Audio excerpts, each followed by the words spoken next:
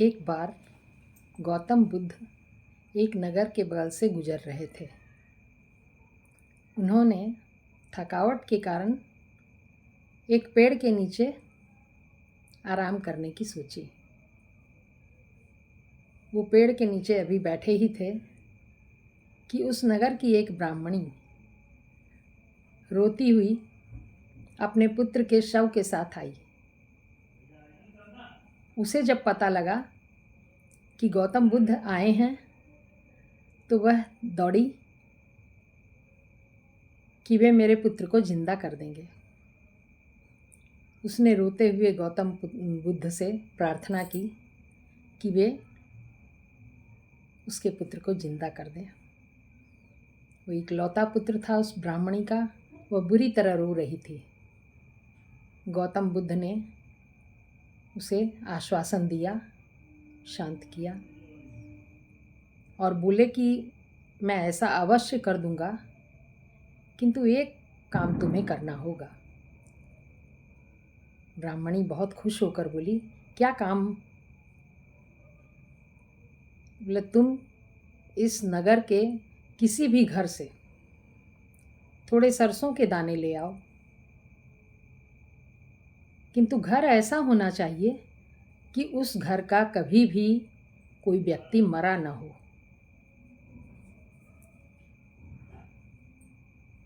ब्राह्मणी तो बहुत खुश हुई कि ऐसा करने के बाद उसका पुत्र जिंदा हो जाएगा। वह दौड़ पड़ी और नगर के हर घर में जाकर उसने सरसों के दाने मांगे, किंतु शर्त बताती रही। शर्त सुन के ही हर घर के मालिक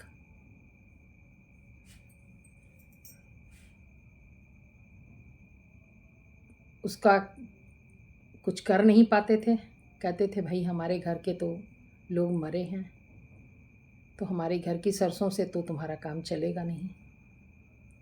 और वह हर घर में इस तरह घूम गई। शाम होने को आ गई। ब्राह्मणी का चैतन्य भी जागृत हो चुका था, क्योंकि उसने हर घर से एक ही उत्तर सुना था कि नहीं, हम सरसों तो दे देंगे, किंतु हमारे घर में तो कोई मर चुका है पहले। ये सरसों तो तुम्हें काम आने ही आएगी।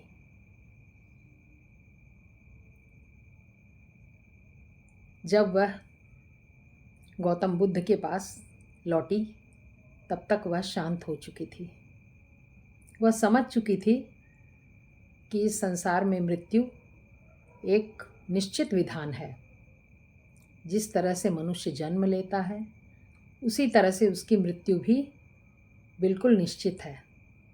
तब वह अपने पुत्र के शव को उठाकर स्मशान की तरफ ले गई और उसने उसका अंतिम संस्कार कर दिया। उस स्त्री को ज्ञान हो चुका था। गौतम बुद्ध का जो शिष्य था उसने कहा कि आप उस स्त्री को पहले ही क्यों नहीं बता दिए कि ये पुत्र तुम्हारा जिंदा नहीं हो सकता। तो गौतम बुद्ध ने कहा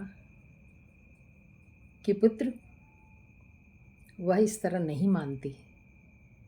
उसको सच्चा ज्ञान देने के लिए ऐसा करना ही जरूरी था। उसे पूरे नगर में घुमवाना ही जरूरी था, नहीं तो उसको विश्वास नहीं आता कि मृत्यु सबके घर आती है। जो जन्म लेता है उसे मरना बिल्कुल निश्चित है। तब शिष्य को भी ज्ञान हो गया।